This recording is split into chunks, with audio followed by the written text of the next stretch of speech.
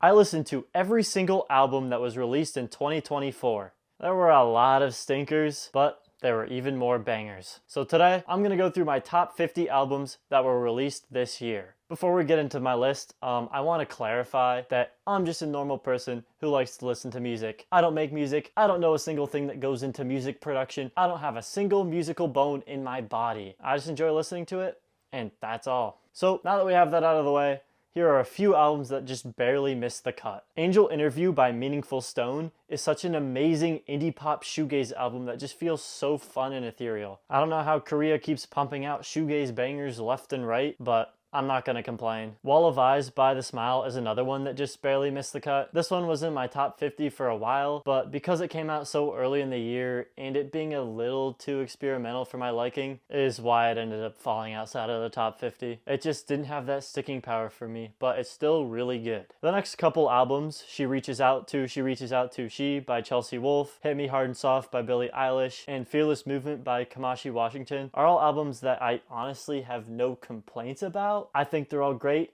and very well made, but I just don't listen to them. They're just not really my type of music. I recognize that they're good and I enjoyed listening to them, but I can't put something in my top 50 if I just don't go back to them. I also thought Through Moonshot Eyes by The Rare Occasions was a fun indie rock album that deserved a mention, as well as Feeling Not Found by Origami Angel, which was kind of a mix of Green Day and Glass Beach. 867 by This Is the Glass House was another super interesting indie rock album that I enjoyed. This guy only has like 7,000 monthly listeners, which is just crazy to me, considering the quality of both of his albums so far. And the last album on my honorable mentions list is Blue Lips by Schoolboy Q. I was really struggling with whether this one should make the list or not, but I decided to leave it off because it's just a little too inconsistent for me. It has bangers like Thank God For Me, Blue Slides, and Urine 101, but then there's also some stinkers like Movie, Funny Guy, and Cooties that just weigh it down too much. Here are some more albums that I think should be recognized, and without further ado, it's time for me to get into the top 50.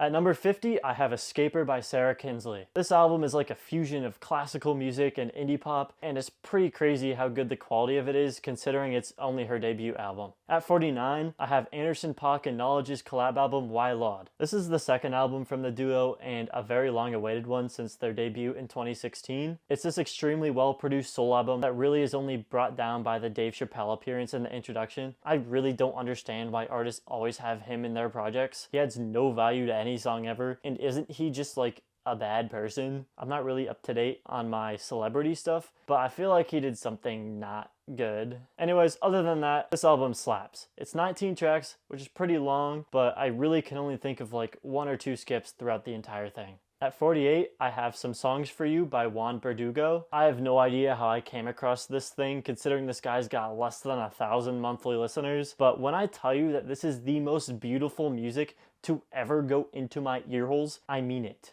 It's a blend of ambient and folk music, so if you enjoy artists like Bon Iver or Novo Amor, you're gonna enjoy this one too. I also think it's the perfect album to play when you're trying to lock in. I spent the entirety of my finals week with this on repeat, and it helped me pass my concepts of computer systems class. Fuck assembly code, by the way. Get my final drawing done, and I had it playing while writing this script. And I'm probably gonna have it playing while I edit this too. Moving on to 47, I have Negative Spaces by Poppy. You're going to notice that I'm not really the biggest metal enjoyer through the absence of it on this list. I promise I'm trying to get into it, and hopefully that's reflected in next year's list, but for right now, it's not. Except for this album. For some reason, I actually really enjoyed this one. I don't know if it's because it's not as hardcore, which made it more digestible for me, or maybe it's because that song that Poppy has with Grimes is one of the greatest songs of all time for me. But either way, this shit goes hard. At 46, I have one of the earliest rap releases to drop this year. Connecticut Casual, Chapter 2, by Apathy. This is Chapter 2 of the album that Apathy released in 2014, and low-key, I think it's better. The lyricism is amazing, the beats give off Heavy Alchemist vibes, and it just sounds like some good old classic old school hip-hop. Also, the opening track goes crazy. The album at 45 is another kind of obscure one with Daudi Matsiko's The King of Misery. If you're looking for a good cry, then you're gonna want to check this one out. His soft voice and light guitar playing are already enough to bring a tear to your eye, and then once you look into the lyrics that deal with guilt and depression, it really just brings you over the top. It's a really beautiful album, and one that I've gone back back to many times throughout this year. At 44, I have an album that is probably the complete opposite of The King of Misery, with their only similarities being that they have King in the name. And that is, of course, King of the Mischievous South Volume 2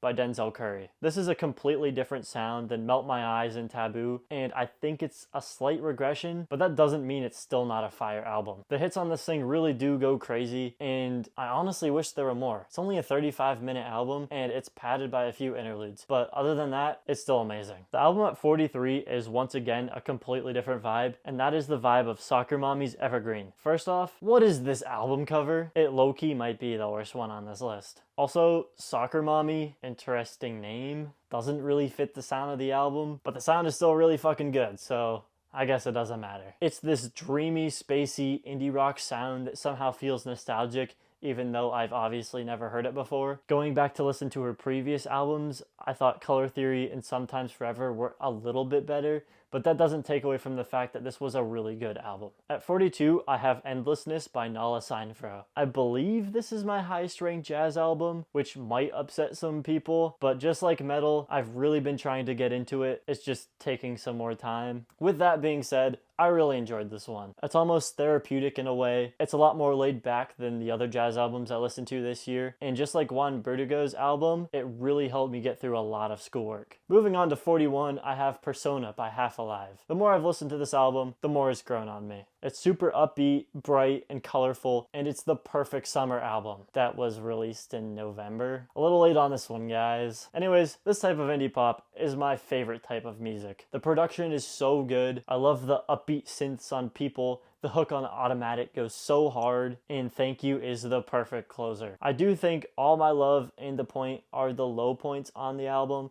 but aside from those two, this thing is amazing. At 40, I have Glimmer of God by Gene Dawson. I remember looking for new music and I saw this and I thought, oh, here's just another mid-album that I have to listen to. I had no clue who Gene Dawson was before this, and for some reason going into the album, I had this preconceived notion that he was some like Post Malone ripoff without even hearing a second of his music. And then I heard Darling, and then I heard Black Sugar, and as I listened to the whole album, I slowly started to realize that it actually slapped. So I went back and listened to it again, and for the rest of the week, this is all that I played. It's actually kind of funny though, because my Post Malone comparison was actually kind of true, because some of the songs in here do kind of sound like him a little bit, except the difference is that they're actually good. And speaking of Post Malone, his album was dog shit. How can people listen to that? I have no clue, but I'm glad I'm not one of them. Next up at 39, I chose Smile by Porter Robinson. Before I even say anything else, Cheerleader genuinely is in contention for my favorite song of the year. Like, how is it possible for something to sound that good? I guess we'll never know. This album is the furthest he's strayed away from EDM music, and I'm all here for it. Obviously, it's still electropop, but this is a lot more pop than it is electro,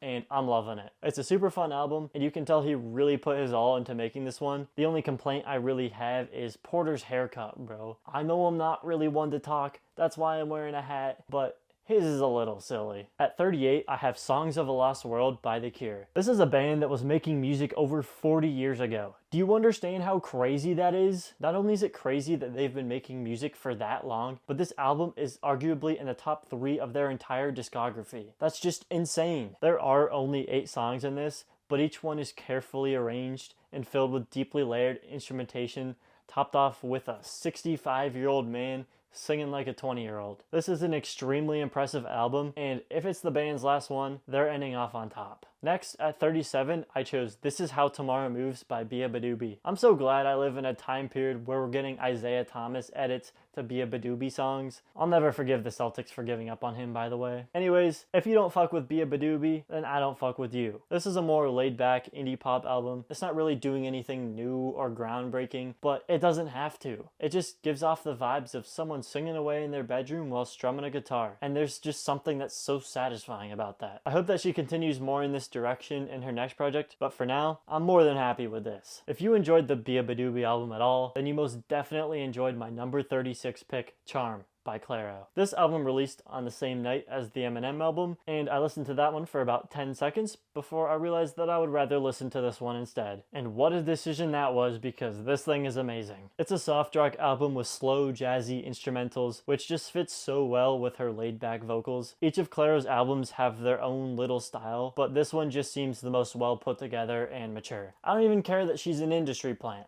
This album's too good to ignore. At number 35, I have Kaleidoscope by TURQUOISEDEATH. I don't even know what genre of music this is considered, but whatever it is, I fuck with it heavy. You would think, based off their name, they would be some sort of death metal band, but nope, it's quite the opposite actually. Pretty much the best way to describe the sound of this album is electronic waves of color swirling around inside of your ear. I have no idea how one would even conjure up these sounds. They're so spacey and ethereal, and it feels like I'm being pushed into a wormhole into another dimension. Also, this album cover has to be in contention for album cover of the year. I think it captures the sound of the album perfectly, and it just looks so sick. Moving on to 34, I have the album by Godspeed You Black Emperor, no title as of 13th February 2024, 28,340 dead. Not only did this band manage to create some kick-ass rock music, but they somehow managed to tell a story and get their message across without saying a single word. This is an extremely impressive album and sheds light on the horrible situation that is still going on in Gaza. A lot of people argue that artists shouldn't bring politics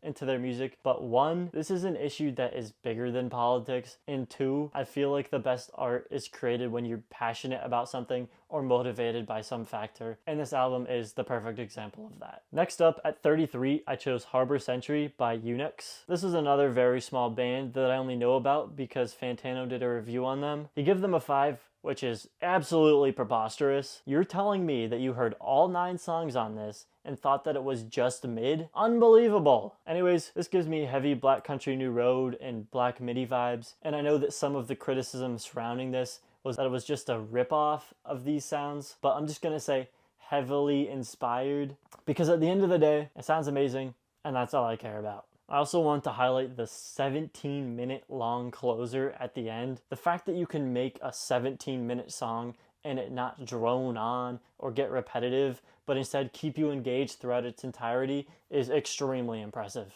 At 32, I have Shadowbox by MAVI. I feel like this was one of the more underappreciated albums to drop this year. It got pretty much no mainstream attention from what I saw, but it definitely deserves to be in conversations as one of the best rap releases this year. You get pretty much exactly what you'd expect from this, a beautiful soul record with crazy sampling and top-of-the-line bars. Rather than exploring new avenues, MAVI has pretty much perfected his sound with this album, and I'm all here for it. Another album that I'm all here for is Mahashmashana by Father John Misty. I think I said that right. I'm gonna be honest, I didn't have super high expectations for this, considering his last album was kind of just mid, but thankfully, this one is in fact not mid. In fact, it's actually pretty darn good. There's only 8 songs, but there's absolutely no filler whatsoever. Each one has layers upon layers of production with extremely well-written lyrics. It's almost as if he's combining elements from every single one of his previous albums into one final project. It starts with an intro that reminds me of pure comedy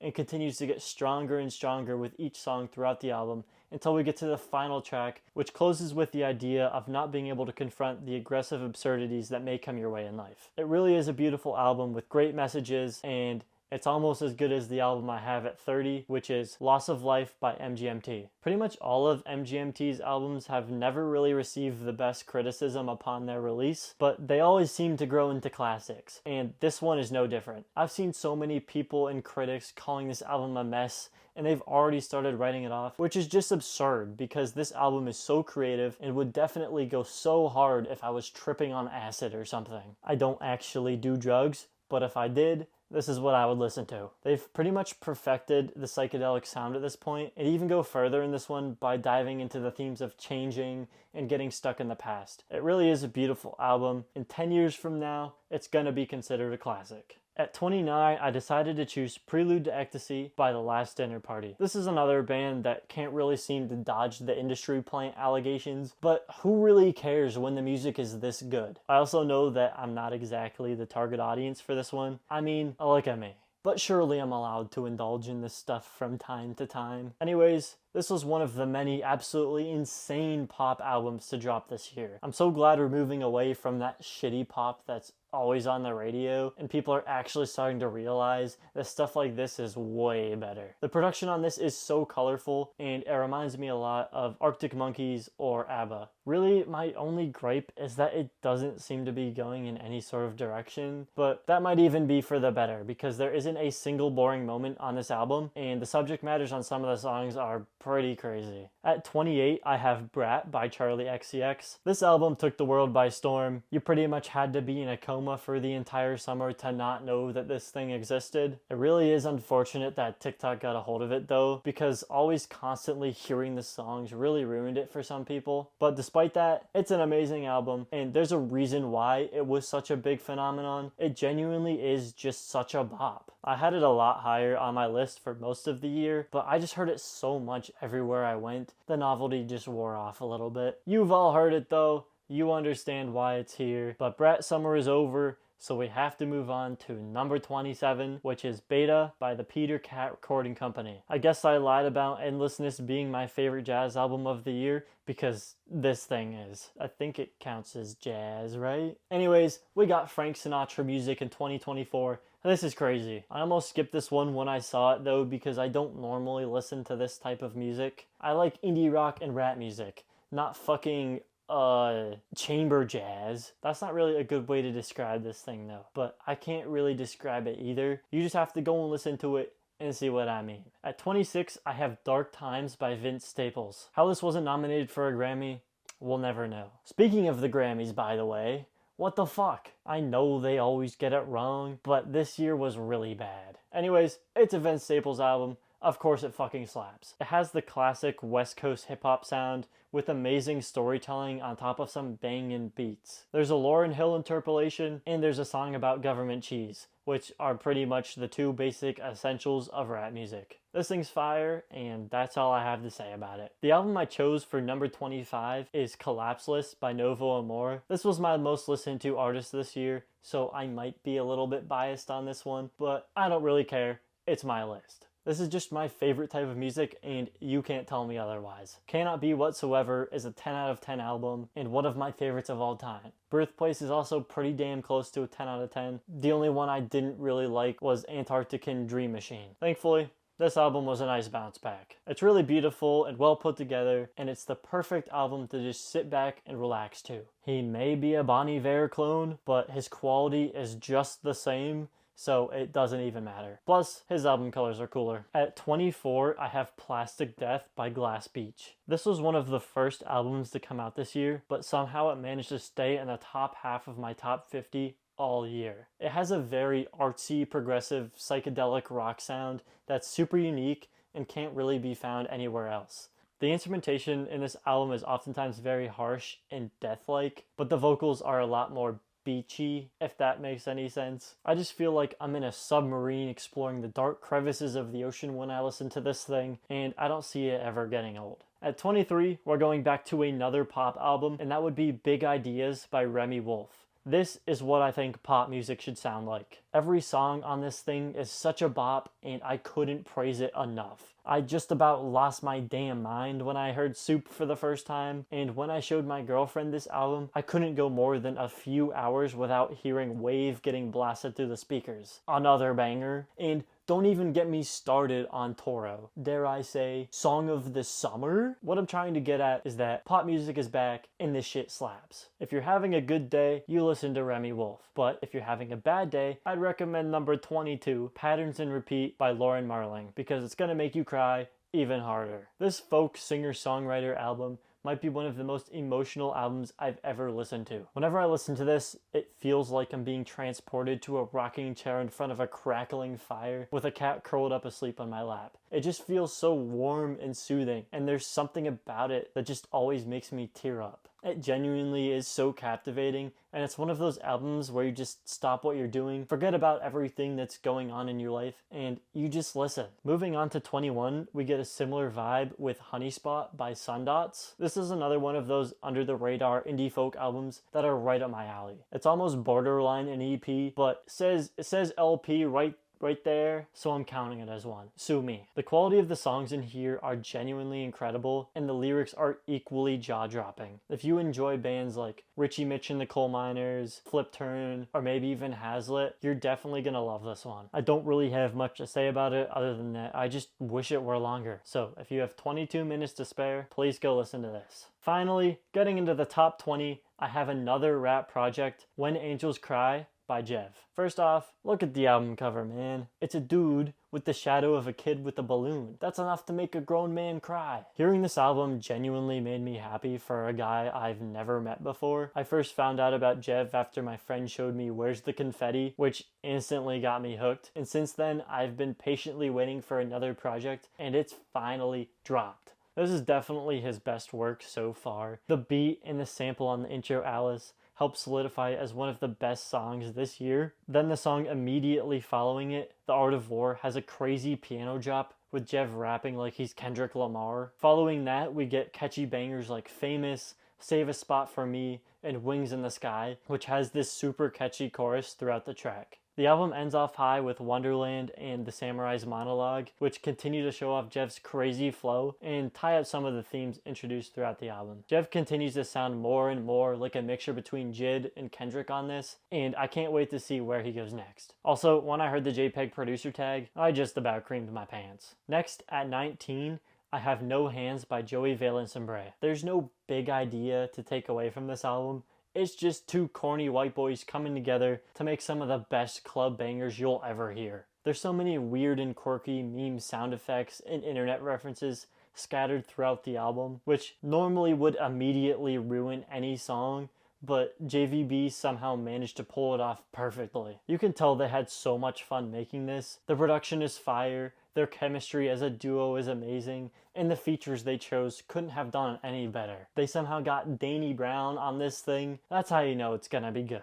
Also, these are the only two people that can mention grittying in a song, and it actually enhances it, and I'm all here for it. At 18, I have another hip-hop album with RICHAXXHAITIAN by Mach-Hommy. This album has pretty much solidified for me that Mach-Hommy is the best member of Griselda, or was, because I'm pretty sure he left. I do enjoy West Side Gun, but let's be real, he doesn't touch Mach-Hommy with a 10-foot pole. Each track on this has its own unique sound and flow, with production from Conductor Williams, who came out with his own album this year, by the way. Conductor, you might want to check this thing out, or something like that. He goes back to his roots in this one by speaking about his experiences as a Haitian American and the current situation in Haiti, which is definitely something people need to be more aware of. It adds a lot of substance to the already fire beats and catchy flows, which is why it landed so high on my list. At 18, we're switching up the vibe again with A Dream Is All We Know by the Lemon Twigs. I absolutely love their album from last year, and this year was no different. They're once again bringing back the sounds my grandma used to bump back in the day, but with that modern polish to it. It's basically just a collection of remastered Beatles songs, and it sounds amazing. The storytelling is heartfelt, the production is simple yet effective, and the vibes are immaculate. At 16, I have Les Chants de l'Or by Alceste. I'm assuming that French, and I'm assuming I absolutely butchered it, but you get what I'm saying. This black metal shoegaze, or I guess Black Gaze album, is 43 minutes of absolutely heart-wrenching guitar leads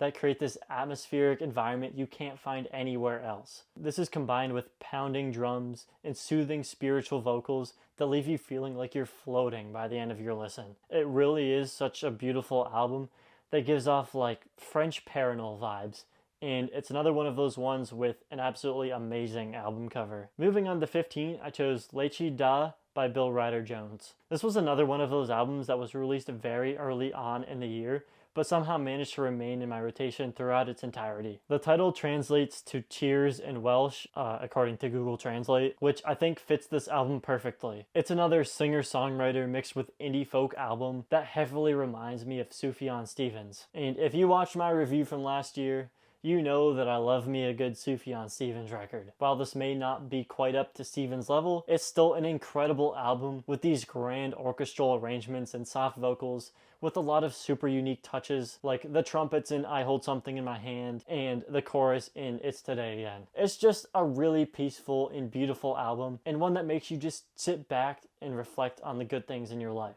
At 14, I have none other than Samurai by Lupe Fiasco. Once again, Lupe drops another rapping masterclass with the production, penmanship, and flow running on full cylinders. Apparently this album imagines Amy Winehouse honing her rap battle skills, which really is something only Lupe Fiasco can pull off. It highlights all the feuds and struggles within the music industry and how it is much more different than the average person would perceive it to be. It genuinely sounds so incredible rapping on all the jazzy beats, and I think with this project, Lupe is starting to push into the top 10 greatest rappers of all time, at least for me. Next at 13, I have Nobody's Listening by Wishlane. I'm listening. If you enjoy any popular hyperpop adjacent artist, be it Breakins, Underscores, Quadeca, Glaive, or anyone else like that, you're definitely gonna want to check this out. This is Wishlane's second album, and oh my god, what an improvement from his first one. The production is definitely what stands out the most. It's layered, extremely detailed, and smooth,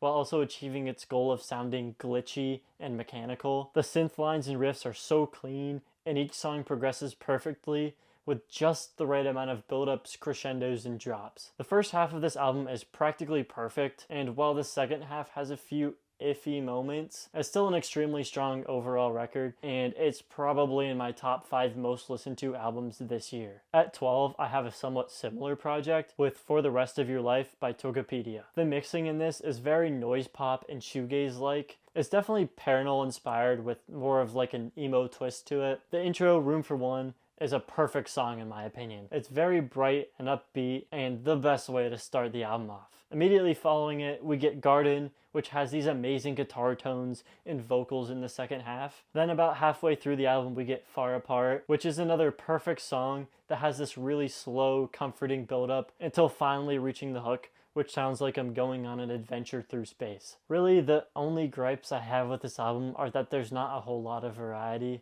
and I could do without the final track, but other than that, this project is amazing. Just barely missing out of the top 10. At number 11 is The New Sound by Jordy Greep. This thing is, interesting to say the least. I'm gonna be honest, I wasn't really familiar with this type of music going into the album, but I guess it is a new sound, so maybe no one is, but it was a little overwhelming at first. However, after a couple listens, I got more used to the absolutely unhinged lyrics, which helped me better appreciate the groovy dance music and funky beats. Is this something I would listen to on a daily basis? Not really. Is this something I would show my parents? Absolutely not. But is this a masterpiece? Yes. And now, getting into the top 10, I have Only God Was Above Us by Vampire Weekend. This is one of those albums that gets better and better the more you listen to it. It has that classic Vampire Weekend sound of indie rock mixed with classical instruments, which are highlighted through the trumpets on The Surfer, the choir on Mary Boone, the piano melodies on Ice Cream Piano, and so many other moments. Everything on this album just sounds so fresh and invigorating. It's almost like Vampire Weekend are starting on a fresh slate, combining the best moments of their first 3 albums into one new album to kick off a new era. There's also so much variety within the album. You have the hard-hitting songs like Gen X Cops and Ice Cream Piano, but then you also have the more soft, chill songs like Connect and Prep School Gangsters. Each song is unique in its own way, but they work seamlessly together like pieces of a puzzle arranged to create a beautiful image. Vampire Weekend have such an amazing sound that can't be replicated by anyone else, and this album might just be their best one yet. Next, at number 9, I have Chromacopia by Tyler, the Creator. I was really starting to worry that Tyler was gonna go another year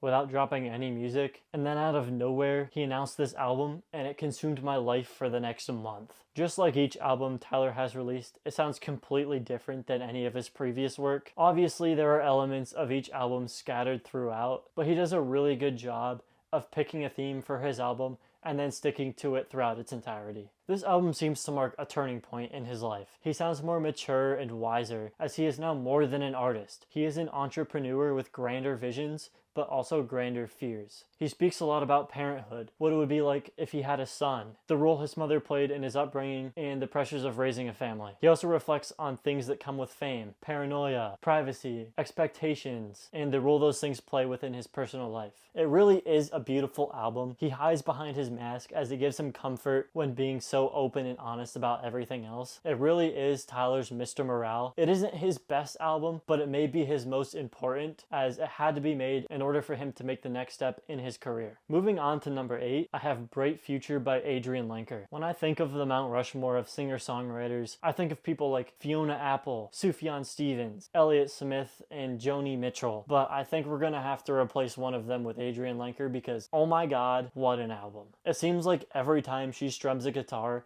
or even utters a word, she yanks my heart right out of my chest. Even though her songs are seemingly so simple, they're somehow filled with so much passion and emotion. It really is just Lenker and her guitar. There's no production tricks, no auto-tune, nothing artificial at all, which is why this album sounds so grounded and beautiful. It's another one of those albums that makes you feel like you're at home, curled up by the fireplace, just listening to the crackle of the fire while you slowly fall asleep. You can definitely tell that Adrian was under no pressure when making this. There really was no direction for this project. She was just singing straight from her heart, and the next thing she knew, this masterpiece was created. At number 7, I have another accidental masterpiece with Scrapyard by Quadeca. All the songs on this are just the leftover songs that I guess didn't fit Quadeca's previous album or his upcoming one, and they somehow came together to make this amazing collage of an album. If you weren't aware, Quadeca is the guy that made a diss track on KSI like 6 years ago, and it's crazy to think that since then he somehow transitioned from cringy YouTube rapper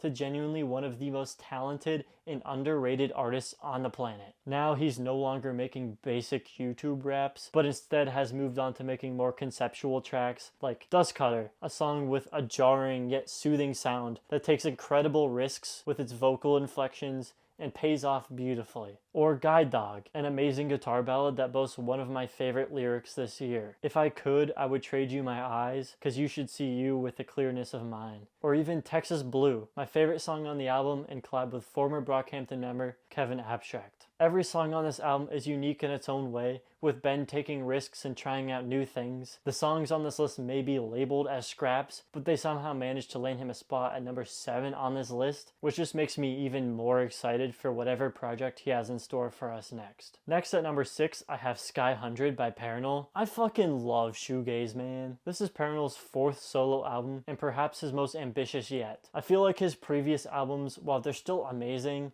are more lo-fi and mellow, while this one is much more noisier and triumphant. The beats are so chaotic, the drums sound like bombs, and the piano sounds like stars twinkling in the sky, and it all comes together to sound like a volcanic eruption of music. This album has 10 songs, and each one is just so consistent. It's just back to back to back, hard-hitting tunes for the entirety of its 53-minute playtime. It really gives you no time to think. It's so explosive, and I love it. I really wish I could understand what was being said in these songs, but unfortunately, I can't. But if the songwriting is even close to as good as the production, I'm sure it's straight heat. Now, into the top 5, I have Where We've Been, Where We Go From Here by Frico. When I first saw this album randomly pop up, I was just like, oh, here's something new, and put it on not really expecting much. Well, I was not expecting to catch an emotional gut punch from a fucking semi-truck. Oh my god. This indie rock record is the band Frico's first album following a decently successful EP, and they really came out swinging for the fences. The first song on this album, the title track, is without a doubt the best song on the album, and perhaps my favorite song this year. It's so grand and explosive, but also so sad and emotional, and it makes you want to just sit in the car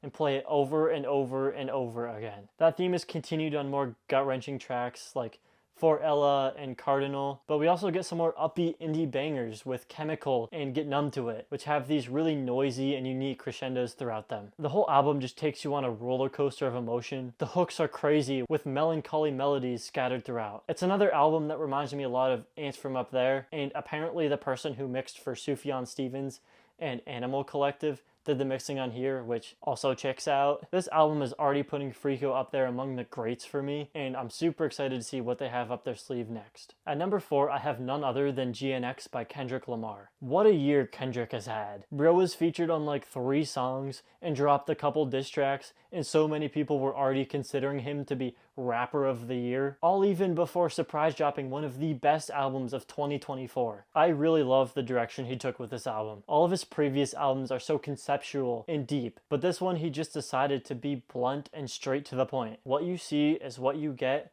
and what I'm seeing is an absolute West Coast hip-hop masterclass. I had so much fun listening to this. The Diddy lyric on Whacked Out Murals was crazy. The songs with SZA just about made me cream my pants. The storytelling on Reincarnated and Heart Part 6 was perfection. And that hook from Wally the Sensei on Dodger Blue sounds so much like old school Cudi. One of the criticisms that Kendrick got this year was that Not Like Us was only big because it was about Drake. So Kendrick went out and made TV Off, which is just as good. Take that one, atheists. This album is so close to being my rap album of the year, but unfortunately the song GNX takes it down a couple points. But even if it wasn't on the album, it still wouldn't beat the album I have at number 3, which is I Lay Down My Life For You by JPEG Mafia. No, JPEG, I'll lay down my life for you. Please, I insist. Hi guys, JPEG Mafia's biggest glazer here, back with another review of the JPEG Mafia album, I Lay Down My Life For You. No, JPEG, I will lay down my life. I'm really sorry, I've been recording for a long time. At what point are we going to start putting JPEG in the GOAT conversations? This is his 6th album. The first one, Black Ken Carson, is like a 7 out of 10. Veteran and the Cornball one are both at least 8s. And then LP, Scaring the Hoes, and now this one are all at least a 9 out of 10. Arguably even a 10 depending on your preferences. Like, what more does this man have to do? Anyways, back to this album. The 2 singles he released before the album, Don't Rely on Other Men and Sin Miedo, are absolutely amazing. They're so tough and gritty, and they make me want to like go rob a bank or something. Then, once the album dropped, we got more tracks like Vulgar Display of Power, which has that crazy guitar stuff going on throughout it, and Ex-Military, which really just makes me want to go rob a bank. I don't know why, I just do. The production is absolutely insane throughout the whole project, and the lyrics are just as crazy, with one of my favorite being, especially when y'all cashing out for PDFs and rapers, no Drizzy, on New Black History. This album is just so dark and dingy and absolutely unhinged, and I wouldn't want it any other way. God, I really just want to go rob a bank. Next, just barely missing out on the number 1 spot, is Cameron Winter's Heavy Metal. Goodbye Brat Summer, goodbye Magdalena Bay Autumn, hello Cameron Winter. Despite what you may think from the title, this is about the furthest one could get from heavy metal. In fact, it's another singer-songwriter folk album. Who would have thought? This album came out early December, so I'm still digesting it, but I low-key think this could be a 10 out of 10 album. I don't want to jump the gun and officially say that yet, but it's really good. I was wondering how someone could possibly make an album this good being their only release, but after doing a little digging, I found out that Cameron here is the lead singer of the band Geese. Yeah, that checks out. This album has a much more slow, morning vibe compared to that of Geese's most recent album, but you still get an occasional unhinged and wacky moment every now and then. Aside from that, most of the songs are very stripped back, with Cameron's vocals taking the center stage. $0, Cancer of the Skull, and Drinking Age are just a few examples of how emotional and visceral this album can get. The line, "Today I met who I'm gonna be from now on, and he's a piece of shit," is just one of many that makes you sit back and just think, damn. I don't know who hurt this man, but you better apologize. My favorite song on this album is without a doubt Love Takes Miles. It's about how if you really love someone, you're willing to go the extra miles and do whatever it takes for that person. It's not always an easy road, and there's gonna be roadblocks, but eventually you'll reach your destination if you just keep pushing on. However, despite how amazing this album is, I'm getting in the time machine and going back to Magdalena Bay Fall, because my number 1 album is, of course, Imaginal Disc by Magdalena Bay. This is without a doubt the album of the year. Not only that, it's a 10 out of 10, and frankly, I won't hear otherwise. The production on this thing is literally unworldly, and I think the album cover describes the sound best because it really does feel like the entire history of the internet was packed into a CD, then inserted into my forehead from some like ethereal being. It also gives off heavy Tame Impala vibes, except instead of one person, it's 2, and it's low-key somehow better. To really understand the themes explored throughout this album, you have to be up to date with all of the lore that can only be found in the band's promotional material for the album. Unfortunately, I'm not up to date with all of it. It's a lot, and I ain't reading all that. I just like how it sounds, that's all. I'm not gonna go super in depth with any of the tracks or anything like that, because I already did way too much yapping. All I ask is that you just go and check this album out, because it genuinely is next level, and I could definitely see it becoming one of the greatest albums of all time. Alright, those are my top 50 albums of 2024. I'm hoping to do more music content in the future, but unfortunately this is all I really have on this channel so far. I'm just a busy guy, and it's kind of hard to keep up with stuff like that. However, I do recommend that you check out some of my gaming videos. I think they're pretty silly, and you might enjoy them. Anyways, that's about it. See ya.